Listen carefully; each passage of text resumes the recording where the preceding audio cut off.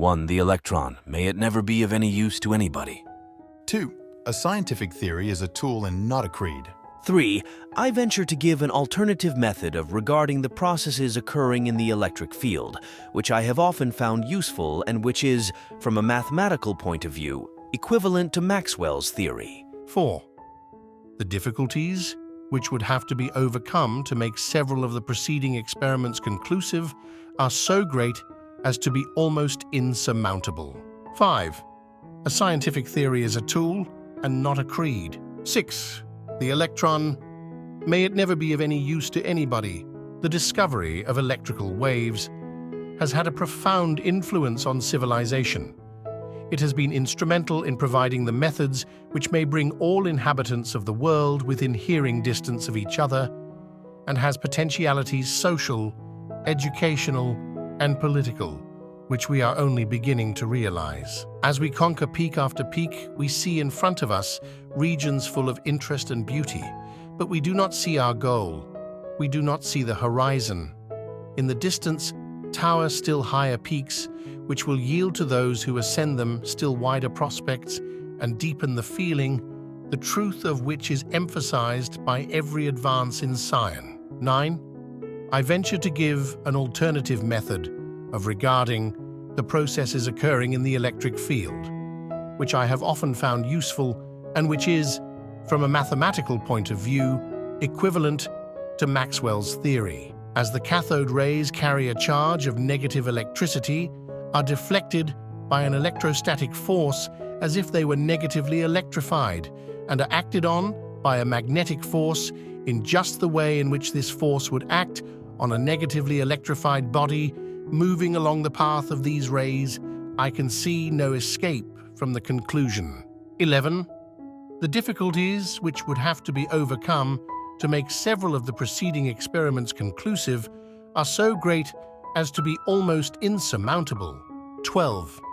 I listened to the pure crystalline notes of one of Mozart's concertos, dropping at my feet like leaves from the trees. 13. Metro, built in the late 20th century, is the most escalator-dependent system in the world. 14. Sir William Thomson, also known as Lord Kelvin, was an ingenious physicist and engineer, and he said that when you can measure something and express it in numbers, you know something about it, but when you can't measure it or express it numbers, your knowledge is lacking. 15. I seem to write an opera about every 20 years. If you live long enough, you can write 4 operas. I finished my third in 1970. 16. Thomson's views on the recent age of the world have been for some time one of my sorest troubles. 17. Gertrude Stein really needed someone like Virgil Thomson, whom she respected, to sit on her a bit and make her devise some plot. 18. I don't know of any source for online maps showing the platform, stairs, escalators, elevators, mezzanines, and other station details. 19. Give us more and more of real Christianity, and we shall need less of its evidences. Act upon the supposition that Christ is a divine teacher, and you will soon have a demonstration of its truth. 20.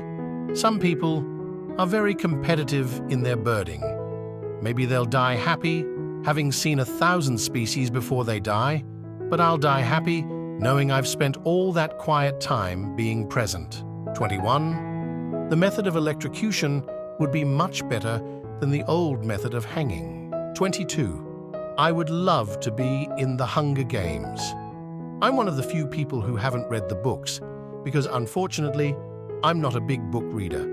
I do read a lot of scripts, and I read the script, and I loved it. So, yeah, I'd love to be in the Hunger Games. 23. That's what birthdays were. Days when you found out where you stood, who was on your side and who wasn't. Nothing to do with how old you were. 24. Socialism has been preached for so long, the British people no longer have any sense of personal responsibility. 25. The chief end of science is to make things clear. The educative aim is to foster the inquisitive spirit.